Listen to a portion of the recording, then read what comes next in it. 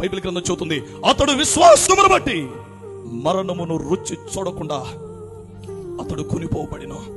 ఒక మాట చెబుతున్నా వినండి, విశ్వాసము అనంటే చచ్చిన వారిని యేసు నామములో లేపటం కాదు. విశ్వాసం అంటే అవసరమైతే యేసై కొరకు చచ్చిపోవటం కూడా. ఇంతకాలం దేవుడేదో ఇస్తాడని, దేవుడేదో చేస్తాడని, దేవుడేదో ఏదో ఏదో కాదు. కొన్నిసార్లు నువ్వే దేవునికి ఇవ్వాల్సి వస్తుంది, నువ్వే దేవుడికి ఇవ్వాల్సి వస్తుంది, నువ్వే దేవుని కోసం ఖర్చు చేయాల్సి వస్తుంది, నువ్వే దేవుని కొరకు బ్రతకాల్సి వస్తుంది. నేను మరలా చెబుతున్నా, విశ్వాసం అంటే చచ్చిన వారిని యేసు నామములో లేపటమే కాదు, నిజమైన విశ్వాసం యేసై కొరకు చచ్చిపోవటం కూడా. Praise the lord.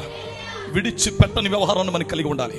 శ్రద్ధ కలిగి మాటలు వినండి. ఎన్నో రకాలైన పరిస్థితులు ఎదురవుతాయి అక్క, ఇప్పుడు ఉన్న దానికి మించిన భయంకరమైన పరిస్థితులు ఎదురవుతాయి.